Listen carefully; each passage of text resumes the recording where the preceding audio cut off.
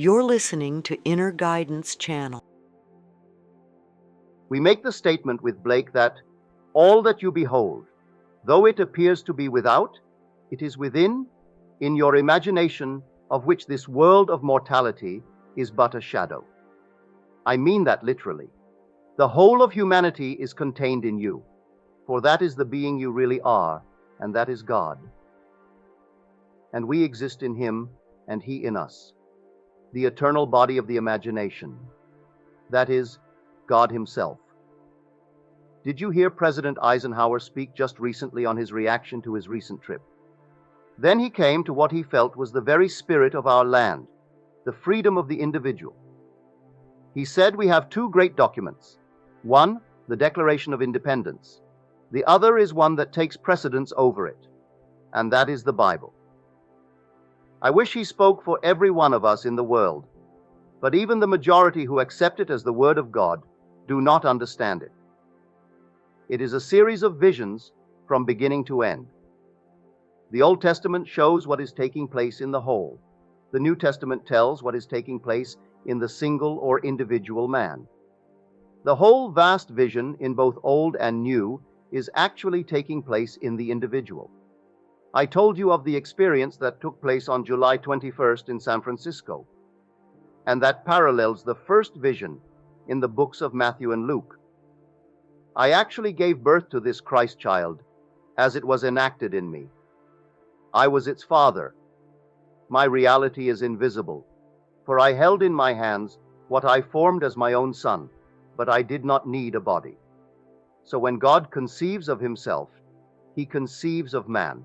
So you are God, conceiving Christ Jesus, and forming out of your own being, unaided by any other person in the world, the only begotten Son of God.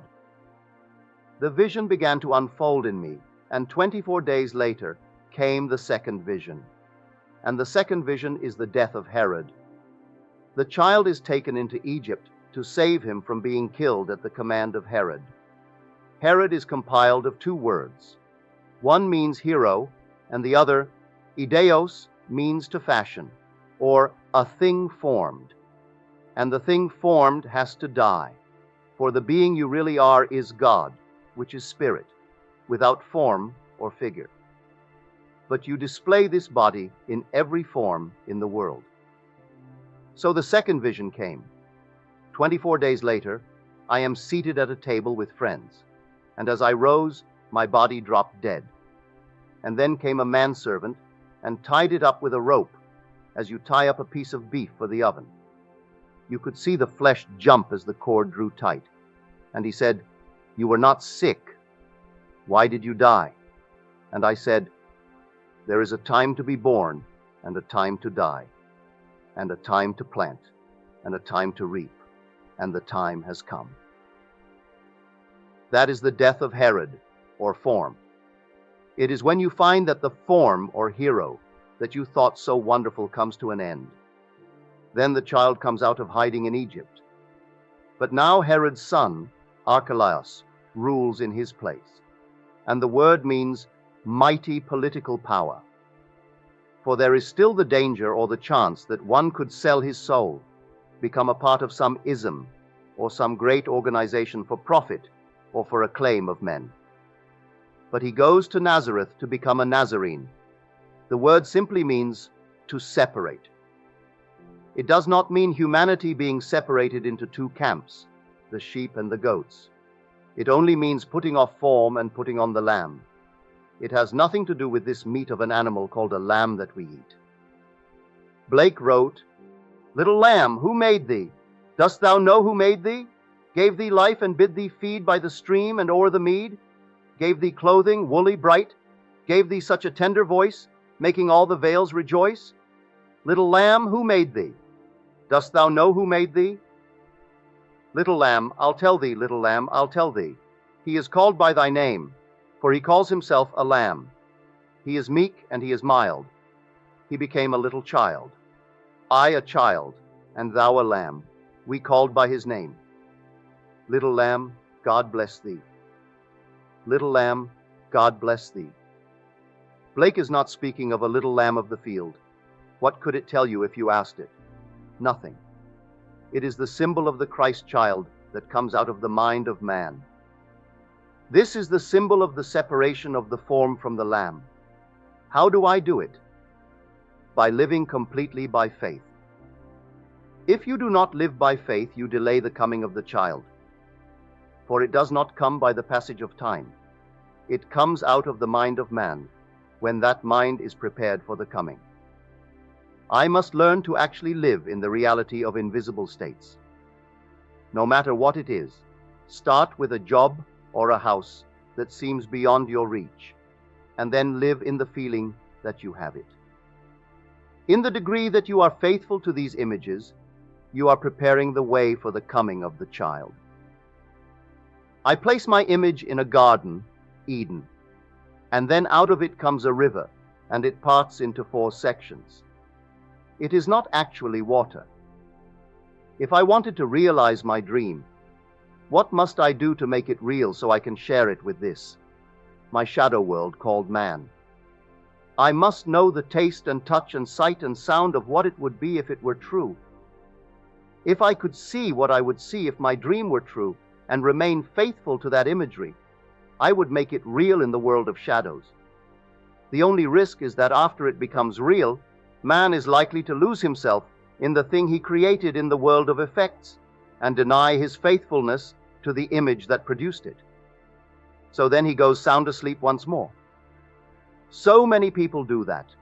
It is nice to meet now and then someone who has not forgotten.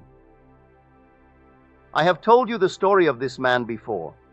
He was a young lawyer of 30 without funds when a few years ago, after coming to my lectures, he decided to use his imagination to obtain an immense objective. He desired to control a multi-million-dollar concern, the Berkeley Savings and Loan Company. At the time, he had no connection with them, but within 6 months, he was in control. He turned over the wheels of industry so fast that he doubled its assets. Now he has sold out control and gone into the building business. He has recently returned from Hawaii, where he built 4 hotels. Now he is building the largest co-op on the West Coast, the Comstock, named after the famous Comstock Lode.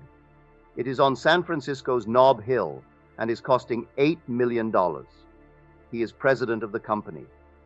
He wrote me a letter and said, "I have a deep and abiding conviction in the power of my imagination from listening to your lectures. If imagination creates reality, and I walk in the direction of my image, then I will predict my future." Now he is president of this company and building this 120-unit co-op, which will be the highest on Nob Hill. He has not forgotten. I wish I could say the same of others. They build big dreams and make them real and then forget how it was done. So after Herod is dead, his son then rules in his place, and they say, it would have happened anyway. So the child is taken to Nazareth to be separated. Many of you think that a Nazarene is one of some sect that does not cut his hair. It has nothing to do with that. It is one who is separated within himself and knows his own invisibility and his difference from the form that appears. Herod dies, and it means form or figure. The thing you can see, and then the child is taken to be separated from all states that are visible. He is invisible reality. And then we are told, you do not see him for 12 years. It means more than a length of 12 years. It means the point at which one reaches emotional maturity or imaginative puberty, where one can now create out of his own being. Then he reappears. And the first thing he does is to deny his earthly parents. I am about my Father's business, etc. He turns his back on his earthly parents. I and my Father are one. And then he starts the work and goes through to the very end. There is only this short interval before he reappears. This did not take place. It is taking place in the mind of everyone as the way is prepared for his coming. And you prepare the way by living by faith. Faith is the evidence of things not yet seen. Faith means meaning. Things that are seen are not made from things that do appear. Science thinks that things come from substance that does appear. They are taking over 1 million organic substances and an equal number of inorganic substances and are now reducing the whole to electricity, positive and negative.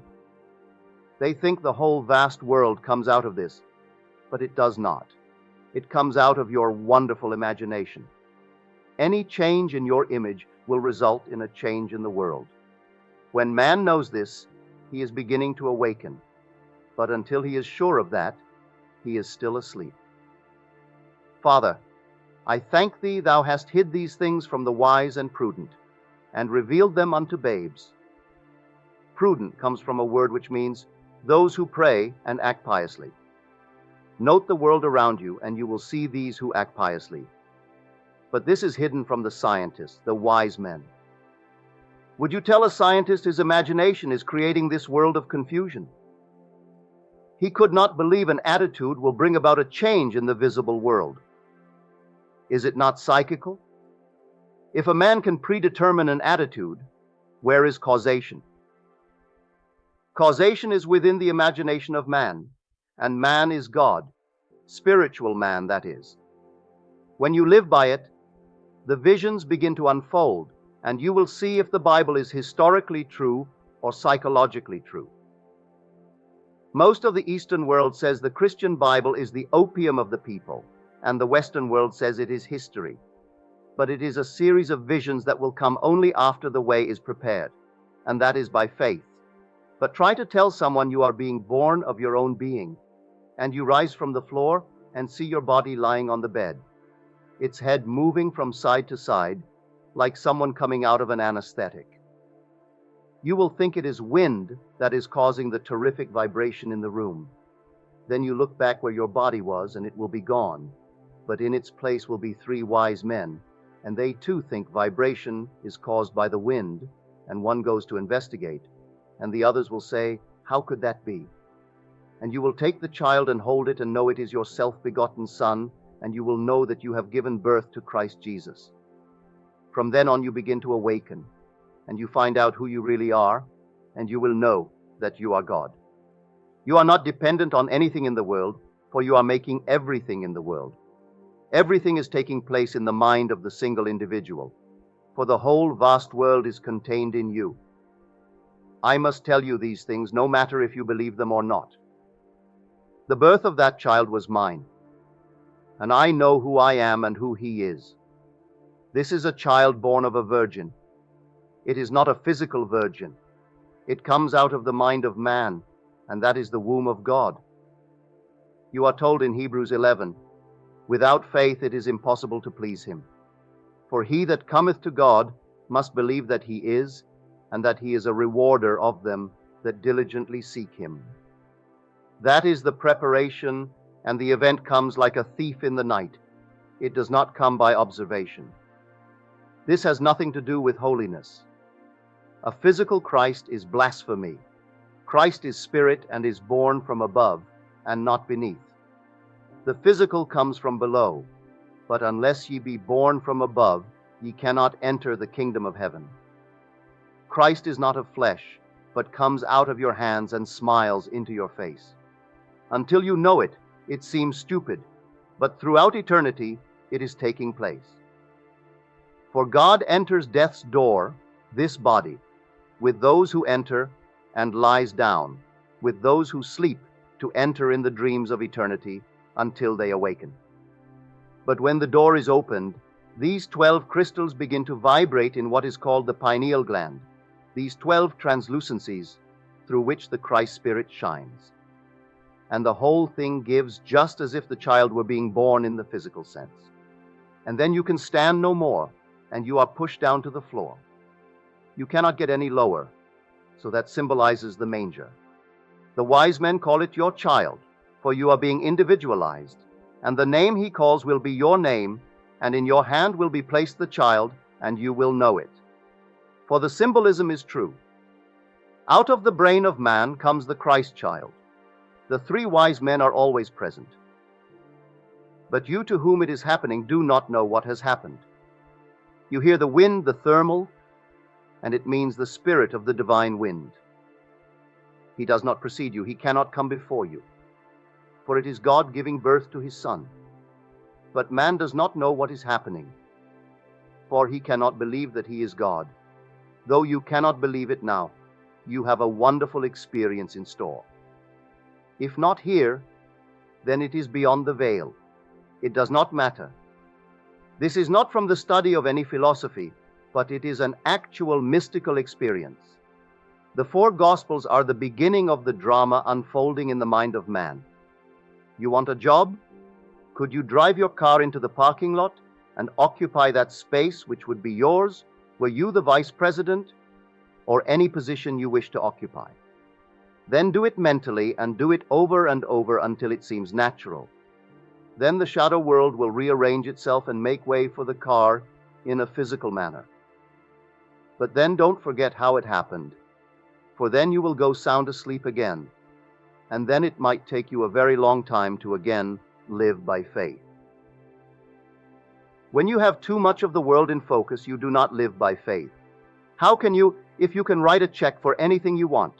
Jacob is the eternally beginning one, and I am called on to bring him, and I can only do it through faith. So today, no matter what you desire, if you know that imagination creates reality, then you can bring about a change of attitude and following this change in this shadow world around you. When you react, actually you penetrate. But when I change something within myself, I am acting, and only God acts in existing beings and men. Satan is that aspect of mind that reacts to life instead of affecting life. So do not argue, but decide what you want in place of what you have or see. Until I can change a thing, I can tolerate it, for I know I can change it. For when I change within, it will have to change outwardly, no matter what it is. All that you behold, though it seems to be without, it is within, in the imagination, of which this world of mortality is but a shadow. The whole vast world is the world of imagination. You will see those visions, and you will know they are in the Bible from Genesis to Revelation. It has everything to do with your awakening. How soon the third vision will come after the death of Herod, I do not know. It'll all depend on me and how I live by faith. And then comes another vision, and another, and they go through to the very end. The first man is clothed in this garment of skin, but the second man is waiting within everyone for birth. If you would today transform your life, all you need are sound and sight and touch and taste. These are the four rivers that flow out of Eden. These are the senses, and you water your Eden by these, and if you are faithful to your image, it will flow into what you call reality. But it is the shadow. Only the idea is the real. Now let us go into the silence.